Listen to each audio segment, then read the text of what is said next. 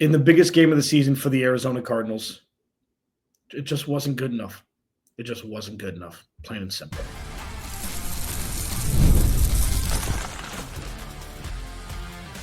You are Locked On Cardinals, your daily Arizona Cardinals podcast.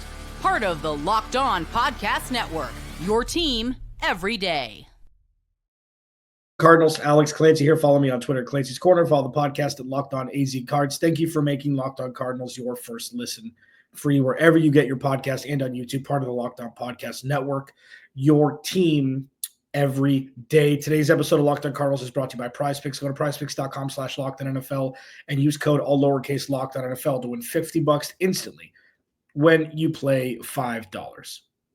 I was going to record yesterday. I don't normally get angry watching football. You know, it's usually a pretty fun experience. Win or lose, it's football. And it's fun, and there's a lot of it for, a handful of months a year.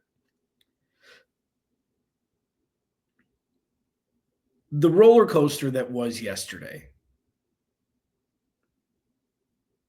was difficult to explain, so I took a pause, and we're doing it today. I kind of feel duped. I kind of feel that I should have seen this coming. And also, I'm still not ready to jump yet. And it's a wide range of emotions where the Cardinals had two perfect touchdown drives yesterday. First one of the game, and then one in the third quarter. Perfect. Picturesque. And then they excremented the rest of the time on offense. Kyler Murray, two terrible interceptions. Like, so bad and so backbreaking and so unnecessary and so back-to-back. The Cardinals were down 17-7 before he even knew what their name was. After a perfect Seattle defers, Cardinals get the ball, Cardinals go march down, score a touchdown. With Michael Wilson, if you listened to last week, I said Michael Wilson was the X factor, needed to unlock the rest of the offense that would allow Trey McBride and Marvin Harrison Jr. to eat more. Maybe they listen. They don't. I've never questioned Kyler Murray's ability until yesterday. And I'm not saying that they got to get rid of him by any stretch. You can get in arguments and not want to break up. I know it's weird for people this day and age to actually hear that, but yeah, just because you get in an argument doesn't mean you need to shatter a relationship.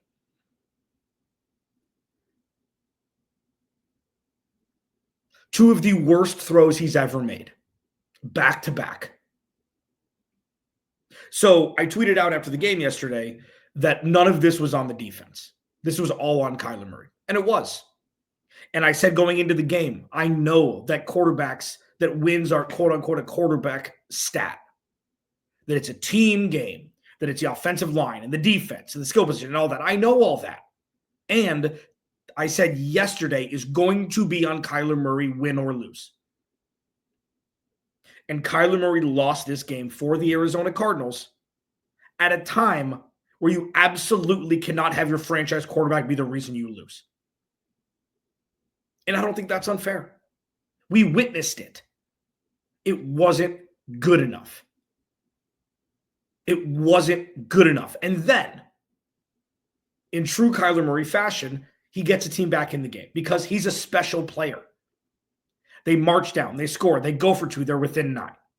And then they're marching in the fourth with 6 minutes left. And it's 3rd and 2 in field goal range. And Kyler Murray inexplicably throws a moonshot into the back of the end zone from Marvin Harrison Jr. that falls harmlessly to the floor. Oh, it was PI. No, it wasn't. You run the ball. There were wide receivers and tight ends open past the line of scrimmage, past the sticks. And then to compound that, as I've stated for the last week, you can't trust Chad Ryland anymore. And it's okay. They've got one of the better on paper offensive rosters in football. You go for it on 4th down there. You don't kick it hoping that a kid who didn't have a job before the season started is going to start drilling 40-yarders in crunch time. It's the Matt Amendola thing all over again from a couple years ago. You go for it on fourth down there. And they did it. They were more aggressive on fourth down. Now, there was a fourth down inside their own 35 that was brought back by a hold where they had to punt, but they went for it a lot more. The 2-point conversion they went for. We saw a different aggression level yesterday. And on 4th and 2, you put the ball in your best player's hands. Now, if you get another first down and you have to kick a 25-yarder, whatever it is, and you eat more clock, that's something the risk you're willing to take. But the problem was the deep ball on 3rd down. All you got to do is continue the momentum and move the sticks. There's plenty of time for taking chances down the field. That wasn't one of them. And he even said after the game, that was his call. It was a bad call. Anybody that's watched this podcast or listened to this podcast, either since I started in 2016, whatever the hell it was, or since Kyler Murray's been drafted, I have been on the side of Kyler Murray pretty much implicitly for the entirety of his existence as an Arizona Cardinal. And I'm not jumping off that now. And if the Cardinals have a poor end to the season, the conversations will start on if he's the guy. And I don't think, welcome to the party, man. There's going to be haters no matter what, okay? Josh Allen has haters. Patrick Mahomes has haters inside their own fan base. Justin Herbert, fans are going to be fans. And Kyler Murray is still a top 15 quarterback in the league. The thing that I can't shake is looking around the rest of the NFL and looking at there's no end in sight to bad quarterback play. The Cardinals get above average quarterback play much more frequently than most NFL teams. Most. So that has to be taken into consideration because let me just float this out. So, okay, you want Kyler Murray gone? What's the plan? What's the plan? I'm here. You draft one, 80% of those don't work. Cool. At least you know what you got with Kyler Murray. Oh, trade for one? Who? So people who don't want to trade for a pass rusher or a corner want to trade for a quarterback? You know how much more expensive quarterbacks are with draft capital? That's what pisses me off. It's get rid of him. Okay, then what's the plan? Well, okay, 80% of draft picks don't work. What's the plan? You can criticize Kyler Murray and also appreciate what you've got with him because it could be so much worse. It could be so much damn worse. Good isn't great. That's fine. Below average is so much further away from good than good is from great. So you've seen two sides of me in the first segment today. One, 100% Kyler Murray's fault yesterday. And it could be so much worse than Kyler Murray. I was going to do the rest of the season outlook in the next segment. I'm not going to do that. Coaching, play calling, you're up. Next, Locked On Cardinals, your team every day. This episode of Locked On Cardinals is brought to you by our friends at Hillsdale College. Time is the most precious commodity, so don't waste it scrolling through the same mind-numbing content for hours and hours. How can you spend it wisely to improve yourself? Our friends at Hillsdale College and our sponsor is offering more than 40 free, that's right, free online courses, including Constitution 101, the meaning and history of the Constitution, Introduction to Free Market Economics, The Great American Story, A Land of Hope, The Rise and Fall of the Roman Republic, and a brand new documentary-style course on Marxism, Socialism, and Communism. All of Hillsdale's courses are self-paced, so you can start whenever and tune in wherever. Plus, you can go deeper with readings, quizzes, discussions, or just enjoy the lectures, man. Go right now to hillsdale.edu/lockedon to enroll. There's no cost, and it's easy to get started. That's hillsdale.edu/lockedon to register. hillsdale.edu/lockedon. Today's episode of Locked On Cardinals is also brought to you by our friends over at Prize Picks. If you love watching the game, you're going to love Prize Picks, the easiest and most exciting way to play daily fantasy. Whether it's football, basketball, or any of your favorite sports, Prize Picks makes your holidays bigger, and better. You can now win to 200 times your money on PrizePicks. Plus, this holiday season, they're giving away $30+ million in rewards during Picksmas and offering 2 free picks in December. And when your picks hit, PrizePicks make it easy to cash out. You can get your money in as fast as 15 minutes. Download the PrizePick app today and use code LOCKEDONNFL to get $50 instantly after you play your first $5 lineup. That's right, $50 instantly when you play just $5 PrizePicks. Run your game.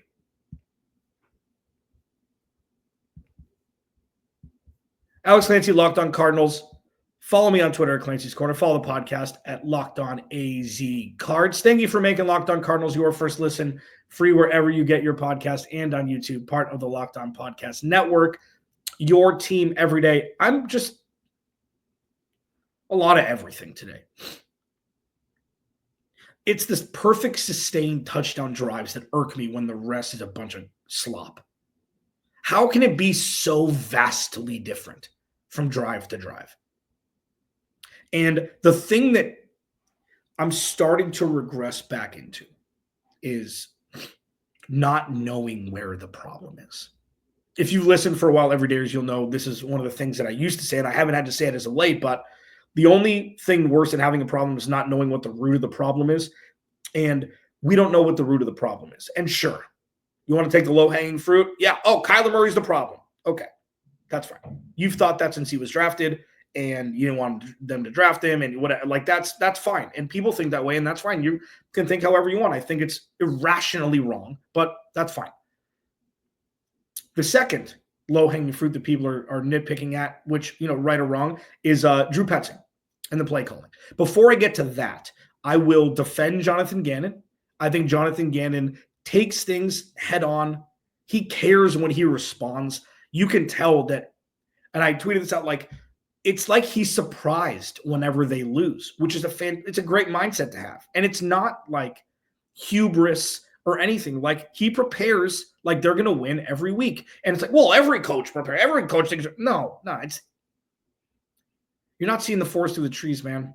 If you think like that, like, this isn't Cliff. This isn't the majority of boneheads that are head coaches in the NFL. He's working to get better as a coach. This is his second year. And, it's fine that it's compounded with the choices of the past for this organization that, oh, here's another one, doesn't know what he's doing. Got to take this in a vacuum. How far this organization has come since hiring Jonathan Gannon can't be overlooked just because they've lost a couple games in a row. And because, they won 4 games last. Like, see the big picture, man. Please. And ma'am, sorry, The Drew Petzing thing is interesting because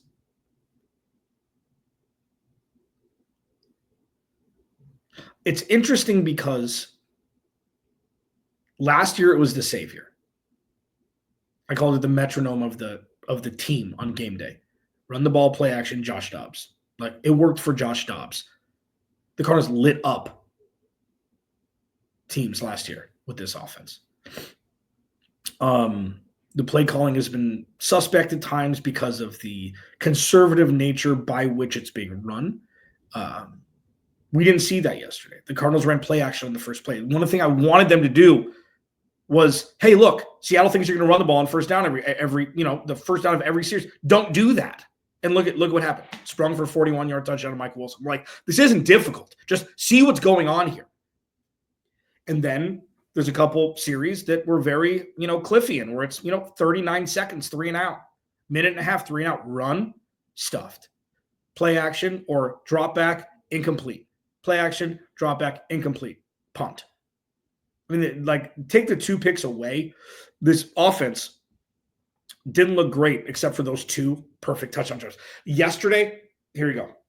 I think, it's a new month, so my quota is restart. This is one of the smart things I say this month. So I told you, you get 2. You get 2. Debatable. Bo Brock, my buddy, thinks it's the over-under is a half a month. So you can take that up with him. Yesterday was a microcosm of this offense for the entire season. Those 2 drives, they look like one of the best offenses in football. And then they soil themselves the rest of the game. It's like, well, Where was the first drive? Where was the drive with the, the flip pass to James Conner for the touchdown? Where was that?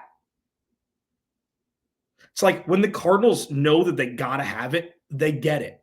And you just are willy-nilly the rest of the game. It doesn't make any sense. But that's what the season's been.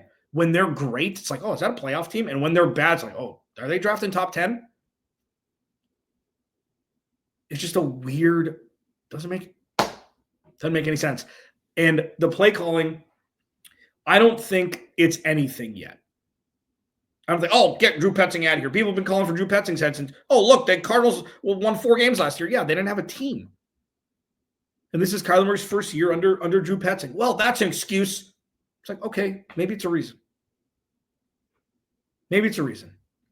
Maybe the Cardinals have played the toughest schedule in football this year, which they have, by a pretty good margin. And they also haven't done themselves any favors. The decision to trust Chad Ryland on the 40-yarder, even though it's a 40-yarder, which should be a gimme, it's pretty much an extra point. Can't do it. You can't do it. You got to go for it on 4th and 2 there and put the ball in Kyler Murray's hands.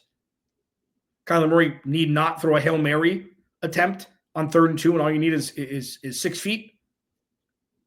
If he had a first down and move the sticks, and then you cannot trust Chad Ryland. That cannot be the recourse after 2nd down. When you're 3rd and 2, you throw a Hail Mary ball, and then you kick a field goal with the guy who was picked up off the street, right when Matt Prater got hurt. You can't do it. That is not how you lose the season. Regardless of outcome, on 4th and 2, you put the ball in Kyler Murray's hands. You need a touchdown anyways. You're pretty deep in the opposition's side of the field. I mean, whatever. You're at the 30 or whatever, 28, whatever it was. You go for it on 4th down there. And yes, the offensive line has played poorly. It's weird. Like, it can't be the reason why, because it's 1 of 5. Ever since Jonah Williams came back, everything fell apart. I think it's got to be coincidental. It must be coincidental. But it's just interesting. Since he's come back, the offensive line has been, like, Paris Johnson Jr. had his worst game as a pro yesterday, and week before wasn't good either. 6 penalties. This team isn't, ever since their bye, it's been a different vibe.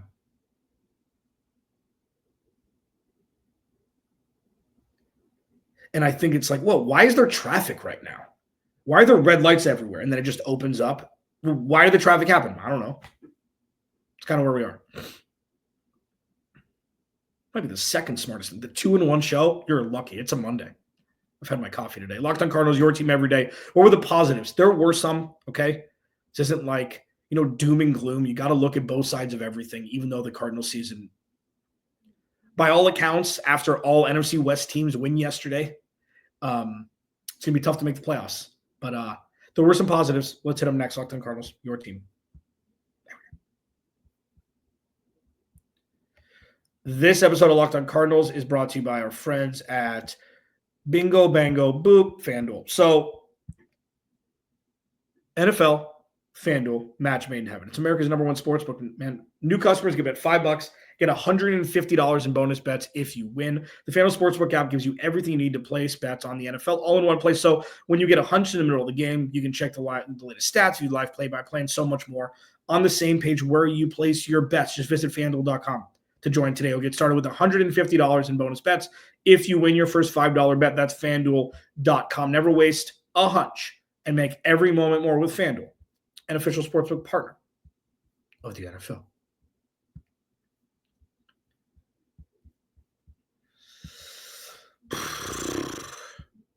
This sucks. I mean, not this. You and I, we're good. Locked on Cardinals, your team every day. Please go to the YouTube channel again. Search Locked on Arizona Cardinals. Hit that subscribe button. Turn notifications on. Go leave a review where you'd like. Yeah. So, positives. Budda Baker's really good at football. That's positive. Defense didn't look great yesterday. Budda Baker looked good. Max Melton looked good yesterday.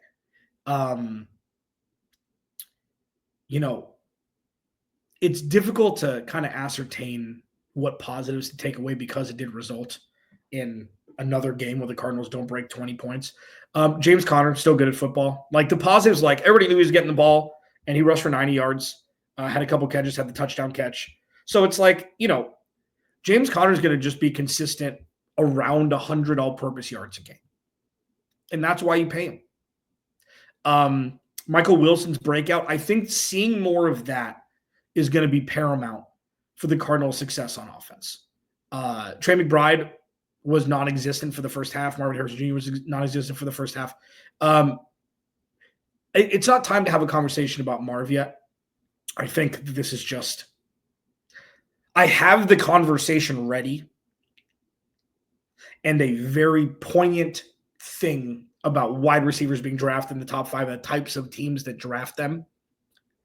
But I'm not going to do that yet. I might say that till the offseason. It's just not fair. He's a rookie. He's not Justin Jefferson. Nobody's ever been Justin Jefferson through the first handful of years of career numbers-wise. Not even Jerry Rice. Okay, so stop comparing. Look at what happened to Jackson Smith-Njigba his second year. Last year, he was an afterthought in the offense. I know he wasn't drafted in the top 5. He was drafted in the first round. And now look at him. He's a top 5 wide receiver in fantasy. He's supplanting both Tyler Lockett and DK Metcalf as wide receiver option 1 and 2, pretty much. Just takes a little time. Everybody just needs to relax.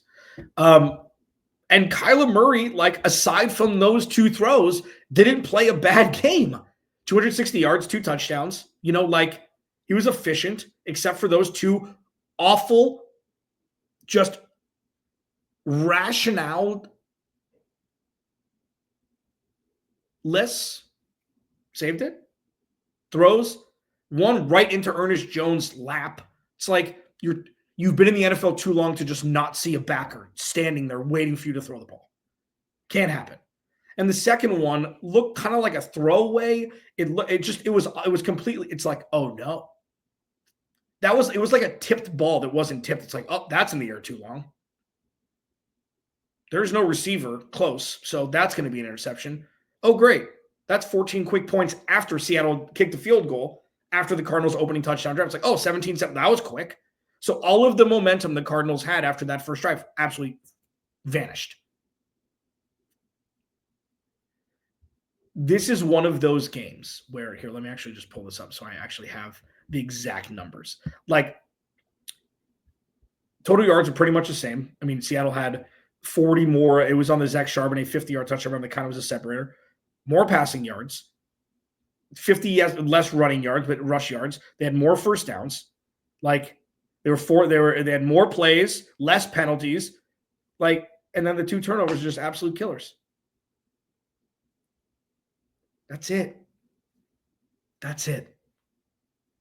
The positives that the Cardinals have left for the season, and the rest of the season outlook, I'll just kind of piggyback onto here. Seattle has Minnesota and Green Bay the next 2 weeks. The Cardinals play the 49ers and the Rams the last 2 weeks of the year. So while it is difficult to think the Cardinals could win the division still, if they win out, crazier things have happened. What makes you think they will? I don't know. I think I will eat my words about the Rams. And I did say, like, Rams are playing real football. They're playing real football. And they drafted a bunch of defensive players in the first round. So, and those defensive players are playing well. And then Cooper Kupp, Puka Nacua, like, it's match made in heaven there for Matthew Stafford. The positive for the outlook for the remainder of the season is the Cardinals have the easiest schedule on the way out. Seattle has a very difficult schedule, and the Cardinals play the Rams and the 49ers, one more time each. So if they can find something to bring out the intestinal fortitude necessary to Hail Mary and win 4 games in a row, 10 wins could get you in. And there is one other wild card spot that may not be taken by an NFC North team. It just depends on if Green Bay falls off or not. This is the best I can do after one of the most embarrassing losses in one of the most impactful gotta have it games that I've experienced since taking over this podcast 8 seasons ago. It's still kind of difficult to comprehend how poorly they played at the most important times yesterday. Yeah. Let me do a hard reset mentally. I'll talk to you tomorrow. Remember, without you, there is no me. I'll talk to you tomorrow.